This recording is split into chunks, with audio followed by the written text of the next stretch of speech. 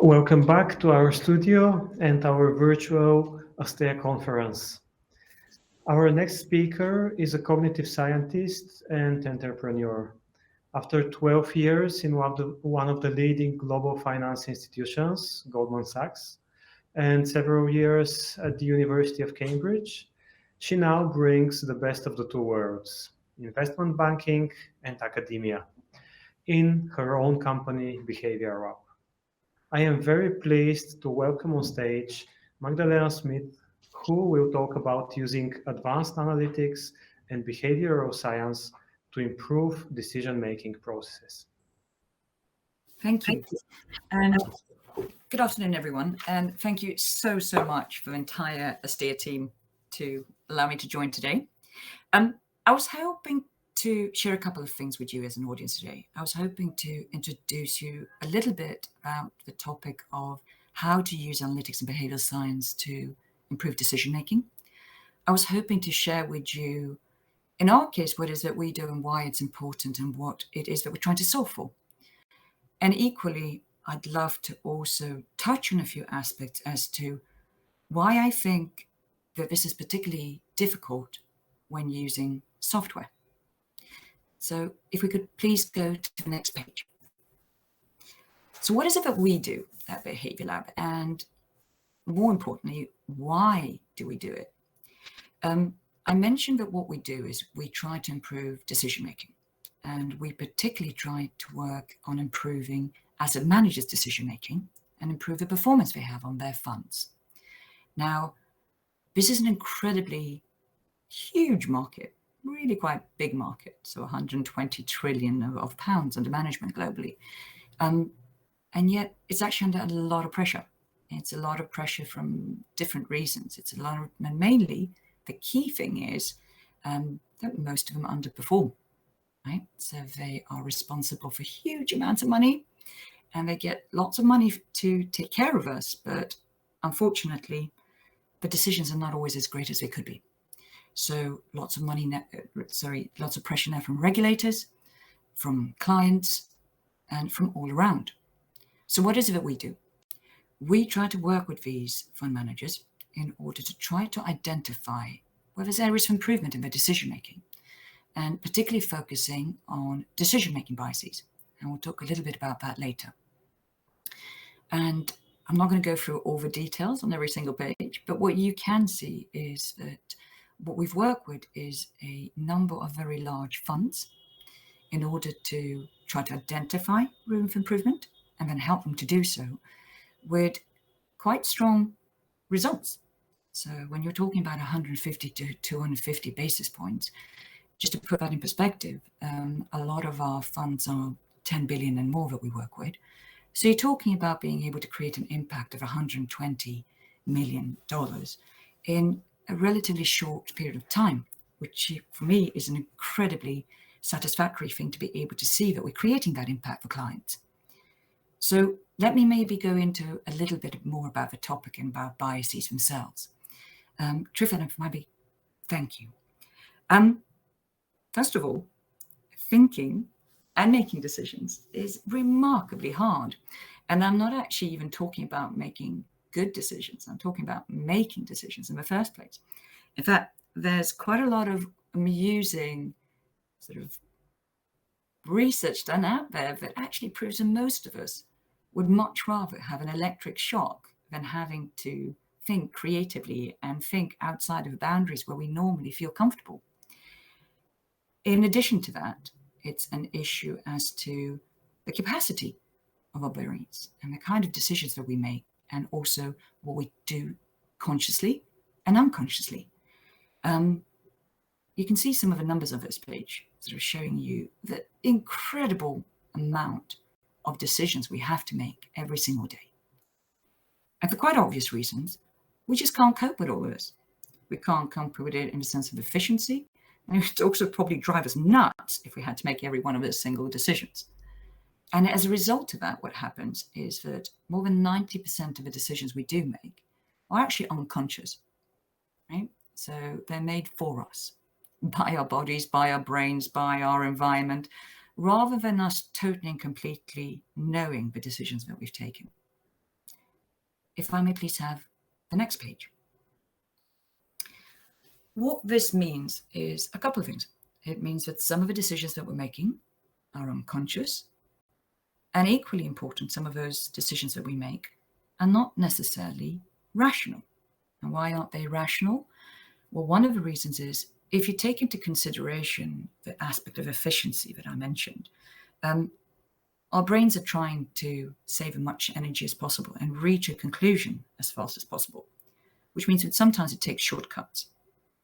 Sometimes it simply uses systems to make decisions which are accurate, say 70 or 80% of the time, but not 100% of the time. Now, that truly affects the quality of our decision making if we need it to be precise. And when you're thinking about the kind of decisions you're making when you're trying to make investments, then you actually do want those to be quite precise. So in this case, irrationality truly has an effect on the decisions you take. Now, I mentioned that we can all make better decisions, right? This isn't just an aspect of fund managers, this is everyone. However, fund managers have that extra pressure of creating incredibly high value decisions, very costly decisions, and they make decisions around what they want to invest in, how much and when they want to invest. And when I first started working with investors and then started exploring the area of behavioral sciences, it was very clear to me that there was a lot of improvement to be had when it came to the processes by which decisions were made. And we mainly focus on the processes and how we can improve that, rather than, this is not sort of telling a fund manager, oh, you should sell that asset when it's down 10%, or you should buy that asset when it's down 10%. That's not what we focus on. We actually focus on trying to make their decisions more objective, trying to make their decisions more disciplined, and by nature of that, improve the performance of the decisions that they make. So if we can please go to the next page. So let's just give you a slight example of what this actually means. How does this work on an everyday basis? How do you see some of this irrationality in the fund managers? You've got a little quote there, which is quite a common reflection of how a fund manager may feel or think or act. There are some very basic emotions that drive us all. Sort of survival instinct is quite ingrained in us as humans. And fear is one of those emotions that drives a lot of the way in how we act. So this concept about, I didn't want to sell something because I was really quite concerned, but if I sold it, it would rebound. Now the fear in itself might be rational, but is it rational in that particular case to let that fear decide more than the actual data might be providing you? Questionable. So what you see here is a couple of examples of some of those biases, but we'll go into more detail. But what I wanted to say is they do affect us. They do affect investors. These are the kind of things that it leads to. And also they have a humongous impact on the performance of those funds. So I mentioned just but two here. I mentioned something which is called regret aversion. I'll go into that later in more detail, but just to give you a hint, what you saw that in the sense of, I didn't want to sell at the bottom because I was worried about it bouncing. It's a good example of a regret aversion, i.e. you're really quite nervous of making the wrong decision. And then as a result of that, you don't make any decisions right now. And in this particular case, it often leads to investors holding on to assets for far too long. If we can go over to the next page, please. So there are hundreds and hundreds of different types of decision-making biases, different types of definitions as to what they may be or what causes them. We focus on what we perceive to be the 13 decision-making biases that have shown academically and also through our work to have the largest effect on performance, both in general in making business decisions, but particularly in making investment decisions. So you can see here a picture of a number of them. And I'd like just to tell you, pick out quite a few, just a few little pieces to sort of see examples and get a flavor for what these actually are. There's a couple of them that I think irrelevant of what it is that we struggle with. One of them, which is called the mother of all biases, which is actually overconfidence. Right? So you can see that here under what's called the action-orientated biases. Now, there's lots of different types of overconfidence. There's the overconfidence, for example, that you think that you're better than you are. So say that you think that you can type 150 words a minute, but actually you can only type 75. So that's sort of an over-optimization of what you think you can do. There's the one that you think you're better than others, right? So traditional sample would be that 95% of drivers in the US think that they're better than the average drivers.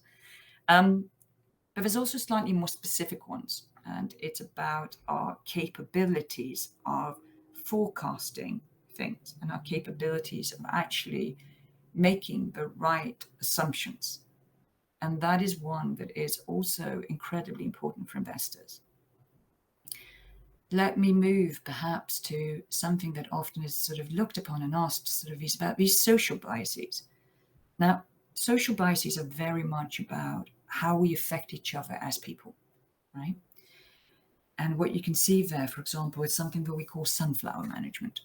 And sunflower management is simply this effect that by nature of having someone who's more senior than you, or having a position or something that you value, say that they are more senior, more successful, better looking, whatever, right? And you admire them for that, or you respect them for that and are fearful of them for that. Say it's your manager, right? And simply by nature of it being your manager, you don't question what they propose. You don't question their decisions. Quite often, that leads to worse good decisions for all of us if we're not being challenged. But you can also compare that with a bias that falls under pattern recognition bias. So here, it's something called champion bias. Now, that's also admiring someone. It's also not questioning and not challenging. But the difference is that when it comes to champion bias, you're actually talking about individuals that have given you good advice in the past. So it's not by nature of being your boss, but actually by nature of showing you that they've been great in the past. But again, just because somebody has been fantastic in the past, yes, it does increase the probability that they're going to be great, but it doesn't necessitate it. And if you do stop questioning certain things, you do stop sort of asking questions when something's nigging at you, the likelihood is that we'll make less good decisions. So these are the kind of things that we try to identify, and we try to see to what extent this is impacting the performance of a fund manager. If we could please go to the next stage. Now, please don't think that I'm going to go through every single thing here. But what I wanted to do is I wanted to use a case study to take you through, first of all, what is it that we do in order to identify some of these problems and identify the biases at stake, as well as understanding how much this is costing us. Because being able to understand how much it's costing us also gives us a sense of priority to focus in on that. The other thing I wanted to take you through and discuss is this concept of awareness. Is it enough to tell you that you have a problem in order for you to be able to solve for it? Maybe not. And changing behaviors is actually really, really difficult. And overcoming biases is fantastically difficult, particularly because you don't even know when they're occurring. So it isn't sufficient enough to simply be aware of them, right? You need to be aware of when they're happening, but more importantly, you need to know how to overcome them. And in our work, we try to do both. In this particular case that you've got here on your page here in front of you, it's a project that we've worked on. It's specifically looking at what's called sustainability. So very much focusing on this concept that you want to invest in assets that also take into account things such as the environment, governance, social issues. But more importantly, what the team here wanted to do was look historically at how they've done, looking at their strengths, their room for improvement, because what they were also doing was they were creating a new product, which was going to be based on the same decision-making process. So how do we, first of all, identify whether any biases are at stake? In our work, we use 3 different points of data. So we use data around actually looking at outcomes, right? So we look at every single trade these fund managers have taken and done over a longer period of time. Now, for those of you who play poker, for those of you who have gambled in any way or form, we all know that whenever probabilities come in, there's also an aspect of not just skill, but there's also an aspect of luck. And why is that important? That's important because you cannot really, in the case of making an investment, always judge the quality of a decision by looking at the outcomes of the decision. And when you're thinking about the trades and you're thinking about the effect of those trades or what they led to, that is an outcome. Now, it gives you a good starting point. It shows you patterns of what's happened in the past. And you can then start digging into whether this is as a result of, say, a process or what it's a result of. But it's simply an indicator. It's equally important as a source of motivating the fund managers to change. And we'll talk about that a little bit later in a bit. But I just wanted to start by sort of telling you that you need all of those trades as a starting point. The next 2 points of data that you really want in order to identify a bias is this concept, first of all, of a process. So how do these individuals make their decisions, right? What is it that they're looking for? Where do they find it? Who do they talk to, right? If something happens, did they review it? How do they review it? The other thing that's important is very much emotions.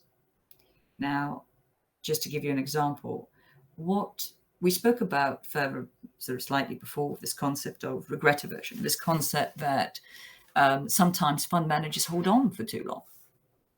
You can have an outcome whereby you see a pattern of fund managers constantly holding on, losing money, and still not getting out.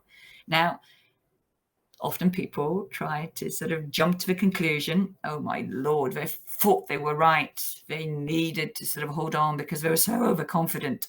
But that's not necessarily true. Now, if you have this pattern, and you may even use the same process, but when you talk and you interview them and you do surveys and you hear that, well, I actually didn't sell because, yes, I was convinced that my forecasts were right. I was convinced that the market was wrong about this asset, hadn't yet understood it correctly. That is a good sign of overconfidence. Now, if we have the same situation, and like I mentioned yesterday, it's not necessarily overconfidence that's driving it, but it's actually quite a bit of fear. So they're holding on because they're scared that if they sell it, then it will bounce. All of a sudden, you've got regret aversion. If you even then added something such as, well, actually, what I did was I recognized this pattern. This was a similar situation to what I've seen in the past, and burnt my fingers on it. So I ain't going to do that now. That's what we call false analogy. So you need all those points of data in order to identify a bias. What you can see here is some of the key findings that we found from the project and stake, and you get a little bit of an indication and a little bit of a flavor as to what's happened in this given project in order to change their behavior, change their processes, and thereby being able to improve performance. This is a project where we discovered there were a number of problems at stake in the sense of outcomes. There were also a number of problems at stake in the sense of processes. One of the key things was that the fund manager, and this is not unusual and it's not in any way wrong, wasn't truly aware of the way in which they behaved. They assumed that they did certain things at certain points in time, but it was wrong. And one of the key facts for all of us to understand is actually the variance between what we do think that we do and what we do is often about 40%. In this case, there are a number of things he thought that he did. He thought, for example, that he held on to risky stocks much shorter. He thought that in the sense of the process, that he was very dependent on what's called an engagement team, who are experts on trying to engage with a company in order to really focus in on the really risky stocks. Again, that was not the case. So what we did here was we found areas which led to really bad outcomes, and we found areas that in the process left a lot of room for improvement. If I can please go to the next page. Now here you're really starting to go deep into the analytics, and I'm not going to go into really deep details, but there is a reason I want you to see this, and a reason I want to share my thoughts around this. The first thing that we do, and as I mentioned, is very much this concept of identifying strengths and identifying room for improvement. If you're talking about fund managers are for natural reasons very mathematically driven, very data driven, and relatively rational. In order for them to feel that they need to change, right, they need to agree with that. And there's a lot of aspects there that we can discuss in the sense of also touching upon software. But what is it that they need as a starting point? Well, first of all, they need to see the impact. They need to see dollar-wise that it's even worth changing. And that's where I mentioned that the trades come in. So when we look at 9 years worth of trades, we look at every single decision that they've made. And we look at it based on the types of decisions that they've made. So if you think about it, they've made the decision to invest in a specific stock, as they've made the decision of how much and when. And what we do is in our analytics is break those down and see what they're good at and where there's room for improvement. And we try to look at it out of a massive number of different perspectives.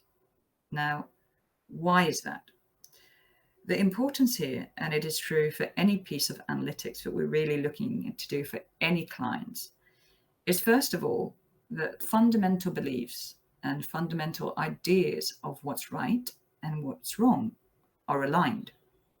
I can have a best point and sort of package of analytics, but if the people who are looking at it don't even believe in the methodology, they're not going to take any importance to it, right?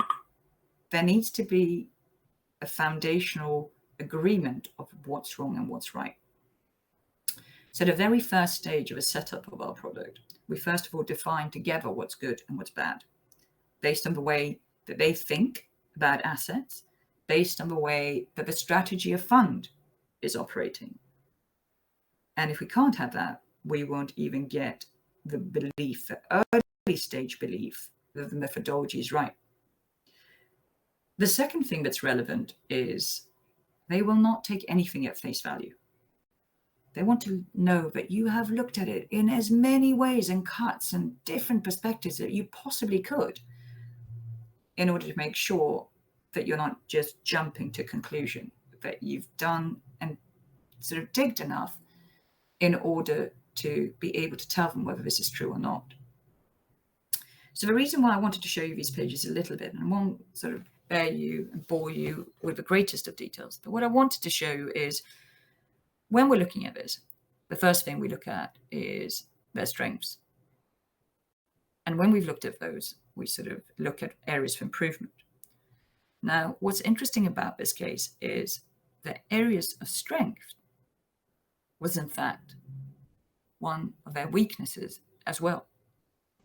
Now, what do I mean by that? I mean, one of the things you look at first is, for example, are these individuals good at selecting stocks? So we have the analytics of every single stock, and we look at it and see to what extent these stocks actually do well. Now, one of the aspects is obviously distribution. If this is a skill, it's not about just the overall impact necessarily. It's okay, but is a real skew in the distribution here. And it turned out that if we broke it down by the way he thought about the stocks and the way he bucketed the stocks in his own mind, which were very much thinking about stocks that haven't yet publicized a certain piece of data versus stocks that already publicized these great data. So part of them were stable stocks, the other ones were more risky stocks. Now, one of the key things is that the people who invested in them actually only invested in them because of this extra spice of the risky stocks. The rest was protection. But anything that would have gone up, the reason why they invested was because of these risky stocks. But when digging into these risky stocks, we identified that actually, even though the top line looked like they were really good at choosing stocks, they were not very good at choosing these stocks. And you couldn't just break it down to two buckets and see, okay, so this bucket did this bucket did that. No, you needed to break it down even more in order to have them understand that there was an issue. First of all, again, there was a huge skew even in this risky box. And if you looked at that even closer, you discover that actually there were only three decisions that had generated a hell of a lot of money. The rest was awful, unfortunately. Now, digging even deeper, and if we can please go to the next page, what you also saw in these stocks were other things that were happening. Something that was creating a lot of sort of falling knives, we call it. So, i.e., you had a sharp fall in a stock. This was happening a lot in this group of stocks. And that often happens in risky stocks. But what was important here and what was interesting is that the reason they did that was not something that he expected. He expected it to be lots of things, but he sure as heck did not expect it to be as a result of the reason he was buying them. So he was buying them because he believed that there was lots of upside in ESG. What he didn't take into account is also the downside risks. And in these particular stocks, where he'd underestimated the ESG factor risk, that's what had actually hurt him. And not only that, we also discovered that he was incredibly patient with holding on to these stocks. So these type of stocks are the kind of stocks that, if they're risky, you're buying them for a really strong reason. And in this particular case, there are certain events that are supposed to happen. And yet, he'd still hold on, even if the events didn't occur, right? All of this is a really good example of regret aversion. Right? He was worried that if he'd get out of these stocks, then the good thing he was waiting for would all of a sudden happen. And hence he kept on to them. Now, I mentioned that this is just sort of a diagnostic.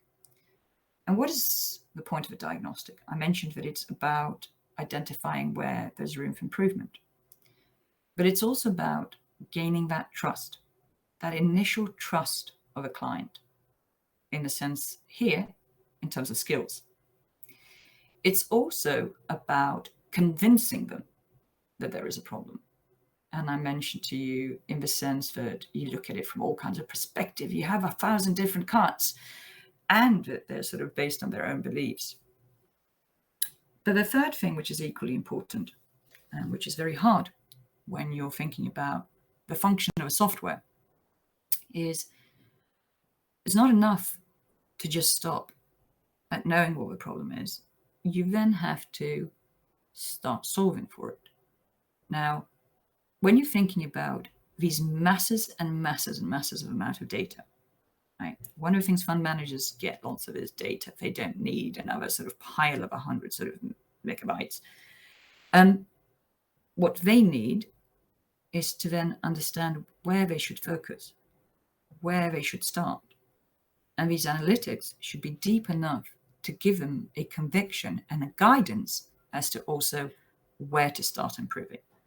Now, I'm hoping that for many of you that will be doing a lot of analytics, I'm sure, doing a lot of software development, I'm sure, that these are some of the factors that you take into account, i.e., what is it that's needed by the end user to find this valuable? What is it that will help you provide an effect on them, either by just making it interesting for them, alternatively, in order for them to use it?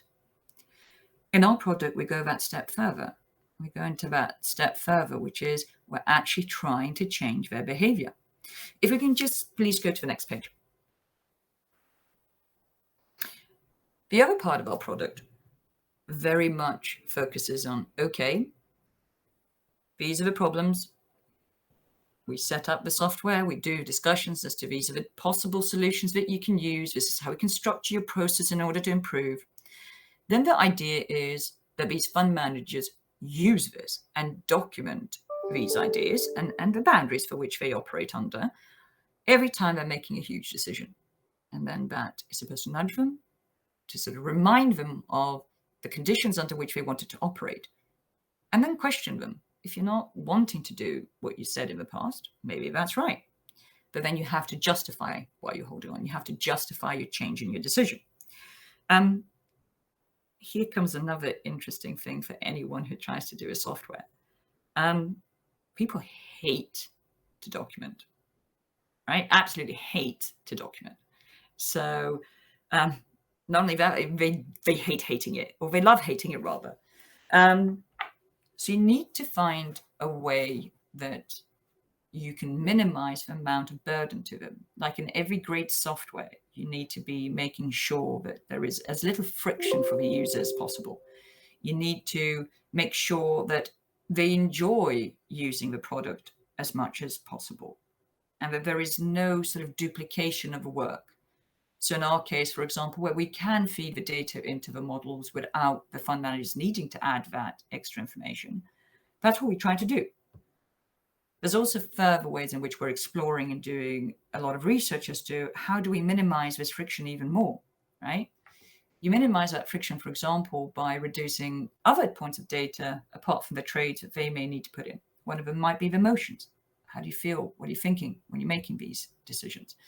And we're doing some interesting research with some great sort of asset managers innovation labs. There are, for example, things such as different forms of software that measure your emotions, right? So there's emotion recognition. And those are the kind of softwares that you can then implement further in order to reduce the friction, reduce the amount of documentation they need to do. And yet, there is another thing that I think is often underestimated in these situations. And it is this concept of what is it that a software can do and what is it that a human can do in order to help people sort of actually want to change. And I want to touch on that on the last page. And I'm sure that many of you who, sorry, Trifon, if I may please now borrow, thank you. I'm sure that a lot of you have sort of seen this concept of Newton's first law, but it very much applies to humans. We don't like changing. In fact, we hate changing. It's difficult. It wastes energy. So we often have to have a reason to change. Now, the kind of work that we do very much touches on the core belief that these individuals have got. Not just core beliefs about the way in which they make investments, but if you think about it, this is their career, this is who they are, this is the identification of them as individuals. When you try to get them to change, these are some seriously fundamental things you're trying to get them to change. And on top of that, this is a product that nobody enjoys using to start with, and particularly not new ways of thinking. So you also have to take into account, what is it that can actually motivate a user to use this and wanting to overcome that? You have to think about some of the fundamental psychological profiles that we're thinking of. And we mentioned fear, right? Competition is another one. So if you, for example, do something simple, like give them a benchmark, tell them on a daily basis that you are better than 75% of your peers on making selection decisions, that you're 90% worse than your peers on making selling decisions. Those kind of little tricks, and you need a lot of them in this particular case, can do that. It can actually push the user over that board and play on those very, very core primitive emotions in order to help them on that first journey, that first step of change. That was a lot. I'm not sure if there's any questions or any thoughts, but I hope that at least gave you some ideas and some thoughts. Well, thank you very much, Magdalena. Actually, there's quite a lot of questions streaming in our Q&A channel online. So I will ask some of them, starting with Christian, who asks, do you have to first resolve all your biases before being able to truly advise your clients? Do you rely only on hard data and evidence, such as historical data, statistics, models, etc.? So I got the first part, and then you can tell me about the second part again. No, and don't even pretend or think that you can. You can't overcome these biases under any circumstances. We all have them. And the question is when they come into prominence, right? You can't even say that one person's overconfident and another isn't. You can lift the same individual and put them in a different sort of environment, culture, and you immediately kickstart one bias coming out of it. But what you do need to do, hopefully, is be aware that there is always a risk of these, and try to create structured processes by which you make these decisions, and be aware that there are different methodologies to do it. And at least if you want to be good at helping your clients, at least try it yourself. Some of them are really simple and we don't do them, but one should do them. One way is, well, reduce the damn number of decisions you're going to make, right? So Obama, for example, it's a bit of a joke, but it's true, right? He's got enough decisions to make on a daily basis. So he makes sure there's only white shirts and blue suits in his wardrobe. So that just has to take one less decision. So you need to be aware of your decisions in order to help others. You need to understand the individuals you're trying to help. You need to understand the methodology or the work they operate under and the environment they operate under. And you also have to understand how difficult it is to change, and that you cannot totally eliminate biases.